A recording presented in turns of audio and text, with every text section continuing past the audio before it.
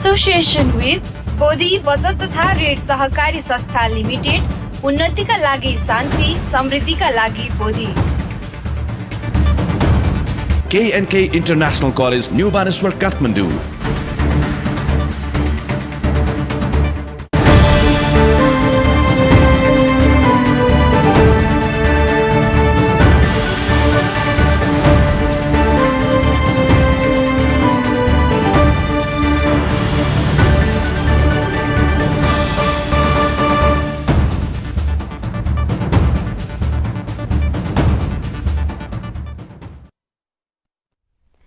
नमो तस्स भगवतो अरहतो सम्मा सम्बुद्धस्स।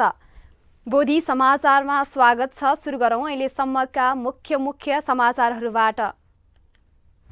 विश्वमा बढ्दो अशान्तिलाई रोक्न भगवान बुद्धको दर्शनको सान्दर्भिकता बढ्दै, बौद्ध दर्शनको प्रभाव बढिरहँदा भगवान बुद्धको मूर्ति तोडफोडको घटनाले नेपालको मन खिन्न। सिन्धुपाल्चोकको जुगलमा भएको भगवान बुद्धको मूर्ति तोडफोडको चौतर्फी निन्दा। निष्पक्ष छानबिन गरेर दोषीलाई कारबाही प्रक्रिया अघि बढाउन सरकारसँग माग। चौथो Asian Buddhism connection international conference ललितपुरमा सम्पन्न। 17 राष्ट्र सम्मिलित सम्मेलनद्वारा 5औं अन्तर्राष्ट्रिय सम्मेलन पनि नेपालमै गर्ने निर्णय।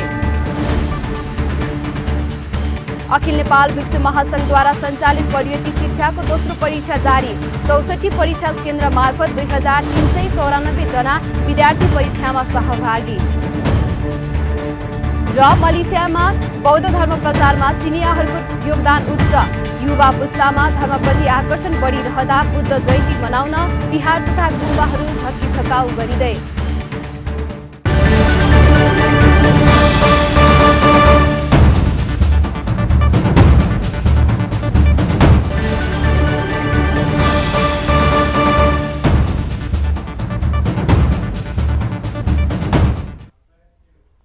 अब समाचार विस्तारमा। सिन्धुपाल्चोकको जुगलमा भगवान बुद्धको मूर्ति तोडफोड गरिएको छ। खराब नियत भएका अज्ञात समूहले मूर्ति तोडफोड गरेको घटनाले अहिले धेरैको ध्यान खिचेको छ। नेपालमा जन्मिएर विश्वभर बौद्ध दर्शन फैलाउन सफल भगवान बुद्धको मूर्ति तोडफोड गरिनुलाई निन्दनीय कार्य मानिएको छ। बुद्ध जन्मिएको देश नेपालमा बौद्ध धर्मको व्यापक विस्तार गरिनु पर्नेमा उल्दै बुद्ध मूर्ति नै तोडफोड गरिनेलाई कदापि क्षम्य मान्न सकिँदैन। एक रिपोर्ट।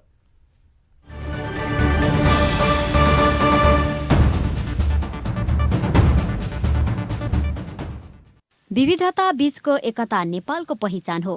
विश्वलाई हेर्ने हो भने एकातिर यथास्थितिवादी कट्टरतावाद र अर्कोतिर आतंकवाद हावी भइरहेको छ। तर नेपालको अवस्था फरक छ। पछिल्लो समय धर्म परिवर्तनको लागि हुने गरेका सीमित चलखेललाई बिर्सने हो भने नेपालमा विभिन्न धर्म अवलम्बीहरूबीच एकता रहेको पाइन्छ।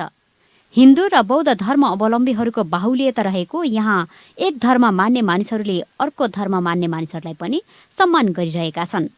यहाँ धर्मकै आधारमा कसैले कसैलाई भेदभाव गरेको पाइँदैन। एक धर्मले अर्को धर्मको अस्तित्व स्वीकार्नु र सम्मान गर्नु नेपालको सुन्दर पक्ष हो। तर यही शान्त देशमा बुधबार राति एकाएक बुद्धको मूर्ति तोडफोड भएपछि तरङ्ग पैदा भएको छ।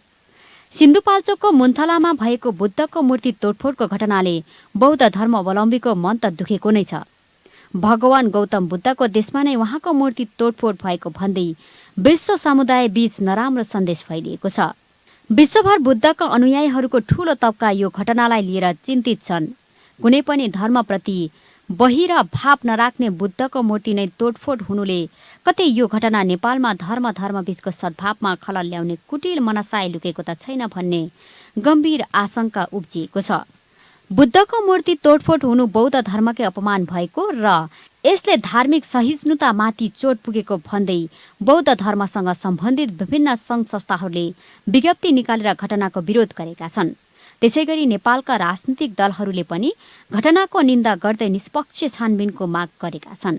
यो घटनाप्रति समाजका हरेक तबकाका मानिसहरूको चासो बढेको छ। नेपालकै राष्ट्रिय विभूति विश्वले मानेको र विश्वमै शान्तिको सन्देश फैलाउन सफल भगवान गौतम बुद्धको मूर्ति तोडफोडमा लुकेको हुन सक्ने स्वार्थका बारेमा पनि समाजमा जबरदस्त बहसहरू सुरु भएका छन्। नेपालमा मात्र नभएर विश्वभर बौद्ध धर्मको प्रभाव बढ्दो छ। विज्ञान र प्रविधिको विकाससँगै समाजमा व्याप्त विकृति र युद्धको अवस्थालाई हेर्दा अब मानिसको एकमात्र चाहना शान्तिको खोजी हुने गरेको छ। आजभन्दा 2500 वर्ष पहिला गौतम बुद्धले प्राप्त गर्नुभएको ज्ञानको सान्दर्भिकता झन पछि झन बढ्दो छ। यस्तो अवस्थामा बुद्धको मूर्ति तोडफोड हुनुले कतै विभिन्न प्रभावमा पारेर धर्म परिवर्तन गर्दै हिँड्ने आयातित धर्मको चलखेल त भएको छैन भन्ने प्रश्न पनि उब्जिएको छ। त्यसैले यो घटनाको निष्पक्ष छानबिन गरेर दोषीलाई कारबाही गर्नु राज्यको दायित्व हो। साथै घटनाबारे यथार्थ जानकारी दिएर अनुसन्धानमा सघाउनु स्थानीय नागरिकको कर्तव्य पनि हो। यस्ता घटनालाई व्यवस्था गरिएमा फेरि यस्ता घटना नदोहोरिएलान् र धर्मका बीच युद्धको सुरुवात गरेर देश र समाजमा अशान्ति फैलाउने काम नहोला भन्न सकिँदैन। यसतर्फ सिङ्गो राज्यको तत्काल ध्यान जान जरुरी छ। News desk Bodhi television. सिन्धुपाल्चोकको जुगल गाउँपालिका वडा नम्बर 7 मा निर्माणाधीन भगवान बुद्धको मूर्ति तोडफोड भएपछि अहिले चौतर्फी त्यसको निन्दा भइरहेको छ। विश्वमा भगवान बुद्धको देश भनेर चिनिने नेपालमै भगवान बुद्धको मूर्ति तोडफोड हुने स्थिति कसरी हुन पुग्यो, यसको यथार्थ छानबिन तत्काल गर्नुपर्ने देखिन्छ। घटनाको विद्यार्थी संगठनका नेताहरूले विरोध गरी संलग्नमाथि कारबाही गर्न माग गरेका छन्। एक रिपोर्ट।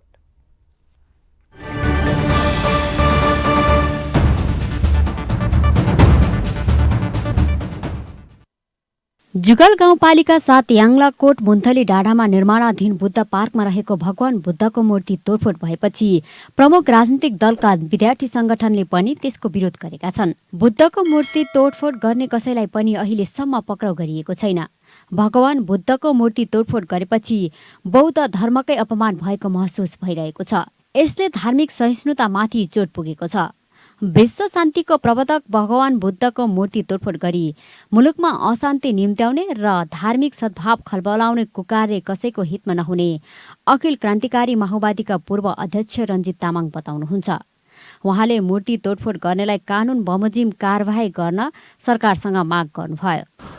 कुनै एउटा धर्मावलम्बीको आस्था र आस्थाको प्रतीकमाथि यस प्रकारको चाहिँ आक्रमण गर्ने कुरा, यस प्रकारले चाहिँ हमला गर्ने कुराले चाहिँ धार्मिक सद्भाव भड्काउन खोजेको र धार्मिक सद्भाव भड्काएर मुलुकलाई फेरि द्वन्द्वतर्फ अथवा धार्मिक चाहिँ द्वन्द्व भड्काउन खोजेको जस्तो नियत, त्यस्तो नियत जस्तो देखिन्छ। त्यो असाध्यै निन्दनीय छ, असाध्यै गम्भीर छ। राज्यले यसलाई गम्भीरतापूर्वक छानबिन गर्नुपर्छ र यो चाहिँ यसका दोषीहरूलाई पत्ता लगाएर कडाभन्दा कडा कारबाही गरिनुपर्छ। भगवान बुद्ध जन्मनु भएको देश नेपालमा बौद्ध धर्म अवलम्बीहरू हुनु र आस्थाको आधारमा भगवान बुद्धको मूर्ति निर्माण गरी पूजिनु स्वाभाविक हो। विदेशमा जन्मिएका नेताहरूलाई आदर्श पुरुष मानेर चर्को राजनीति हुने नेपालमा आफ्नै देशमा जन्मनु भएका भगवान बुद्धको मूर्ति समेत सुरक्षित नहुनु चिन्ताको विषय हो। त्यस्तै अनेरा सोभिउका वरिष्ठ उपाध्यक्ष आरसी लामिछानेले पनि शान्तिका प्रतीक भगवान बुद्धको मूर्ति तोडफोड गर्नेहरूको तत्काल खोजी गरी कडाभन्दा कडा कारबाही गर्न माग गर्नुभएको छ। भगवान बुद्ध जन्मिएको देशमा नै मूर्ति तोडफोड गरेर नेपाल र नेपालीलाई अपमान गर्न खोज्ने जो कोहीलाई पनि कानुनी कठघरामा उभ्याउनु पर्ने उहाँले बताउनुभयो। जुगल गाउँपालिका स्थित त्यो बौद्धको निर्माणाधीन जुन पवित्र स्थलमा मूर्ति तोडफोड भएको घटना हामीले सुन्यौँ। म सर्वप्रथम त त्यो घटनाप्रति घोर निन्दा र दुःख व्यक्त गर्न चाहन्छु र त्यो घटनामा संलग्नहरूलाई यथाशीघ्र पक्राउ गरी कानुनअनुसार कारबाहीको पनि जोरदार माग गर्दछु। लाखौँ नेपालीहरूको आस्थाको केन्द्र र त्यहाँभित्र एउटा पर्यटकीय हिसाबले पनि त्यो प्रवर्धन गर्ने उद्देश्यका साथ त्यहाँ त्यो पार्क निर्माणाधीन हुँदै थियो। त्यसभित्र बुद्धको मूर्ति तोडफोड गरिनु यो अत्यन्तै चाहिँ निन्दनीय विषय हो। सिन्धुपाल्चोकमा मात्र होइन, यस्ता घटना यसअघि पनि धेरै ठाउँमा भएका छन्, तर पनि राज्यले त्यति ध्यान दिएको पाइएको छैन। Sri Lanka, Bhutan, Myanmar, Thailand, Vietnam, Cambodia जस्ता मुलुकहरूमा 100% हाराहारीमा बौद्ध धर्म अवलम्बीहरू रहेका छन्। तर नेपालमा भगवान बुद्धको दर्शनलाई व्यापकता बनाउन सकिएको नै छैन। विश्वले मान्दै आएको बौद्ध दर्शनलाई व्यापक प्रचार प्रसार गर्नुपर्ने आवश्यकता रहेको नेपालमा उल्टै भगवान बुद्धको मूर्ति तोडफोड गरेर विश्व सामु लज्जित हुने स्थिति सिर्जना गरिएको छ। यो नेपाल र नेपालीका लागि लज्जाको विषय हो। त्यसैले यो घटनाको निष्पक्ष छानबिन गरेर दोषीलाई कारबाही गर्नु राज्यको दायित्व हो। क्यामेरामा हरिकुमार लोहनीका साथमा लीलामाया ठटाल, काठमाडौँ। समाचार अझै बाँकी नै छ, हामी सँगै रहनुहोला।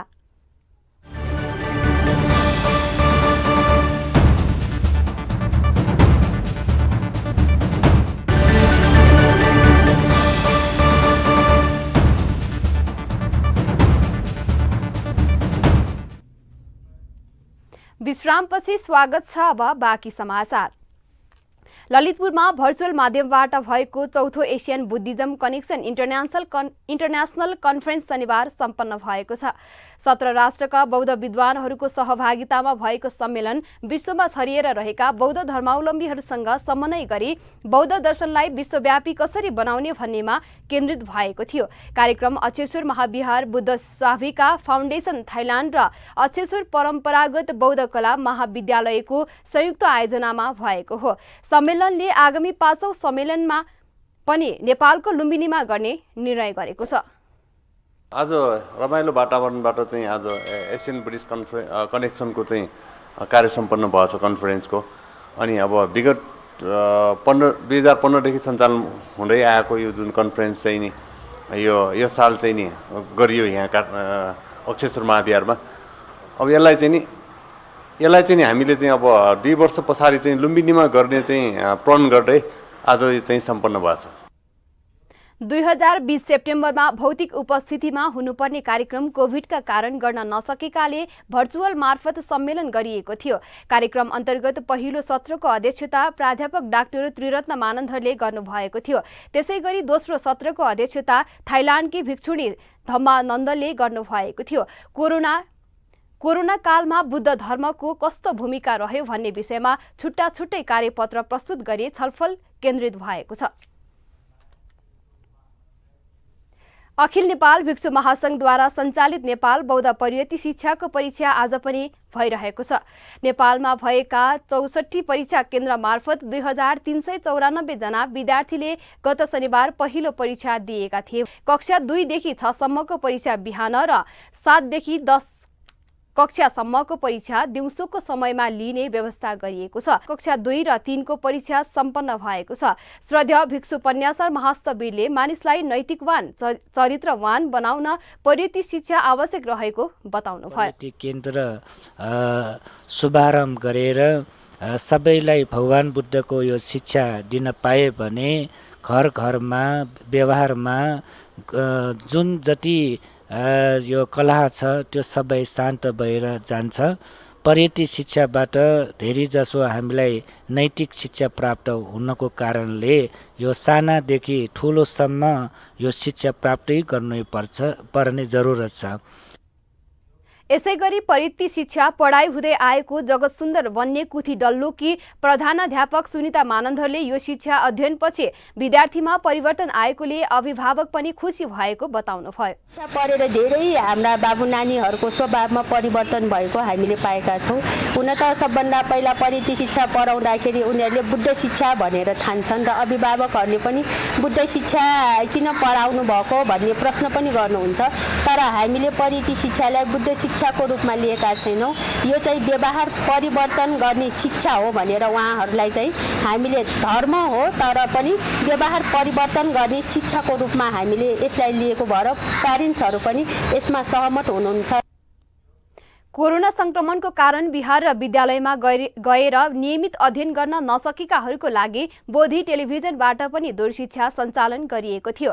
यसबाट परियति शिक्षा अध्ययनरत विद्यार्थीहरू लाभान्वित भएका थिए। बोधि टेलिभिजन र बोधि सहकारीका कर्मचारीहरू पनि यो परीक्षामा सहभागी भएका छन्। करिब 150 विद्यार्थी बोधि टेलिभिजन मार्फत अध्ययन गरेकै आधारमा परीक्षामा सहभागी भइरहेका छन्। यो परीक्षाको अमेरिकामा पनि एउटा केन्द्र रहेको छ जहाँबाट 10 जना विद्यार्थी परीक्षामा सहभागी भएका छन्। यो परीक्षा वैशाख 10 गतेसम्म विभिन्न चरणमा सञ्चालन हुनेछ। नेपाल राष्ट्रिय ज्ञानमाला समिति अन्तर्गतको कीर्तिपुर चन्द्रगिरी क्षेत्रीय उपसमितिको आयोजनामा तेस्रो ज्ञानमाला भजन प्रस्तुति 2078 सम्पन्न भएको छ। नेपाल राष्ट्रिय ज्ञानमाला समिति कीर्तिपुर चन्द्रगिरी क्षेत्रीय उपसमितिको आयोजना र अपेक्ष ज्ञानमाला भजन खल तापाखे चन्द्रगिरीको व्यवस्थापनमा शनिबार सो कार्यक्रम सम्पन्न भएको हो। श्रद्धेय भिक्षु विमलो महास्तवीरले उपस्थित सबैलाई सील प्रदान, बुद्ध पूजा तथा धर्मदेशना गरी कार्यक्रमको शुभारम्भ गरिएको थियो। कार्यक्रममा कीर्तिपुर नगरपालिकाका प्रमुख रमेश महर्जन, चन्द्रागिरी नगरपालिकाका प्रमुख घनश्याम गिरी, कीर्तिपुर नगरपालिकाका उपप्रमुख सरस्वती खड्का, नेपाल राष्ट्रिय ज्ञानमाला समितिका अध्यक्ष रमना श्रेष्ठ, कीर्तिपुर चन्द्रागिरी क्षेत्रीय उपसमितिका संयोजक जुलुम साके र श्रद्धेय बिमलो भन्तेबाट तेस्रो ज्ञानमाला भजन प्रस्तुति 2078 पुस्तक संयुक्त रूपमा विमोचन गरिएको थियो। संगीतको माध्यमबाट बुद्ध धर्मको प्रचार प्रसार गर्ने उद्देश्यका साथ सो कार्यक्रम आयोजना गरिएको हो। कार्यक्रममा बोल्दै चन्द्रागिरी नगरपालिकाका मेयर घनश्याम गिरीले यस्तो ज्ञान गुणका कार्यक्रममा सधैँ सहयोग गर्ने प्रतिबद्धता जनाउनुभयो।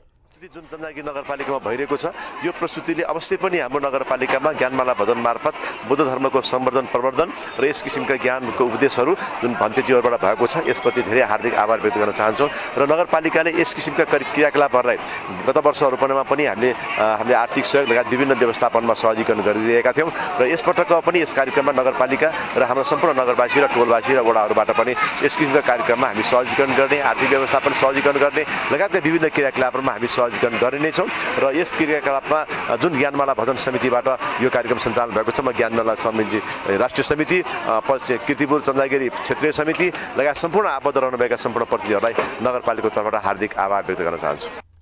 कार्यक्रममा जापानी भिक्षु लक्ष्मीनारायण मानन्धर, हर्ष डङ्गोल, सन्तमाय देसार, हरिप्रसाद सिगदेल लगायतलाई सम्मान गरिएको थियो। कार्यक्रममा सहभागीहरूद्वारा ज्ञानमाला भजनहरू पनि प्रस्तुत गरिएको थियो। समाचार अझै बाँकी नै छ, हामीसँगै रहनुहोला।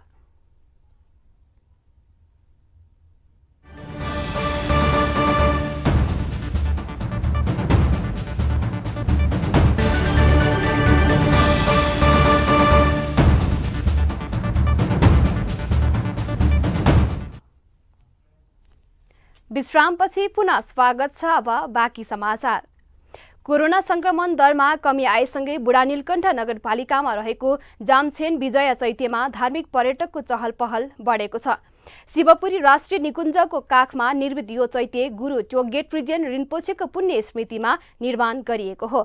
यस चैत्यमा दैनिक नित्य कर्महरू हुने गरेका छन्। चैत्यमा हुने पूजा, ध्यान र दीप प्रज्वलनमा स्थानीयहरूको साथै बाह्य धार्मिक पर्यटकहरूको पनि सहभागिता रहने गरेको छ। चैत्यमा बुद्ध जयन्तीको अवसरमा विशेष पूजा गर्ने तयारी रहेको चैत्य विकास तथा संरक्षण समितिले जानकारी दिएको छ। त्यसका कारण चैत्य र वरपरको सरसफाई तथा रङरोगनको काम अघि बढाइएको छ। काठमाडौँको विशालनगर स्थित व्योम कुसुमा महाविहारमा अमिताभ बुद्ध र क्षितिज गर्भ अभिषेक प्रदान कार्यक्रम सम्पन्न भएको छ। कार्यक्रममा श्रद्धेय मञ्जु घोष भन्तेले उपासक उपासिकाहरूलाई बुद्ध र बुद्धताबारे प्रवचन दिनुभएको थियो। कार्यक्रमको दोस्रो चरणमा श्रद्धेय गुरुवर आचार्य महायोगी श्रीधर राणा रिम्पोछेबाट उपासक उपासिकाहरूलाई शरणगमन तथा पञ्चशील वाचन अभ्यास गराउँदै जीवनमा पञ्चशीलको महत्त्वबारे जानकारी दिनुभयो। यसै गरी श्रद्धेय रिम्पोछेबाट बुद्ध र बोधिसत्वको परिचय दिँदै अमिताभ बुद्धको मन्त्र साधनाको महत्त्वबारे धर्म उपदेश गर्नुभयो। कार्यक्रममा 100 भन्दा बढी उपासक उपासिकाको सहभागिता रहेको थियो। अब अन्तर्राष्ट्रिय समाचार।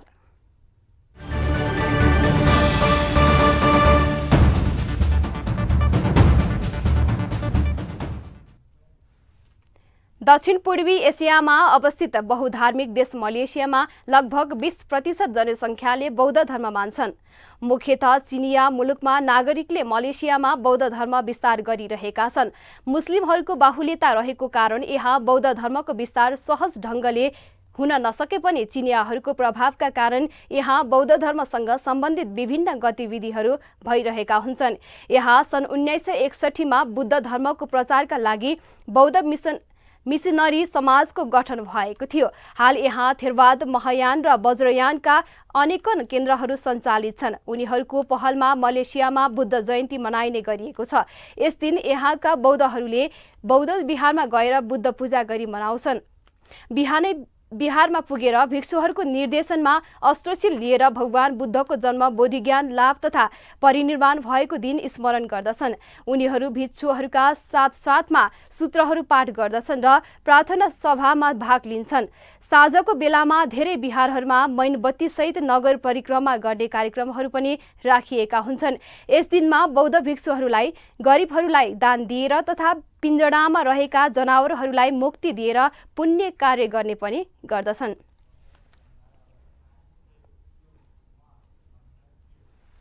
हामी समाचारको अन्त्यमा आइपुगेका छौं। बिदा हुनु अघि मुख्य समाचार पुनः एकपटक।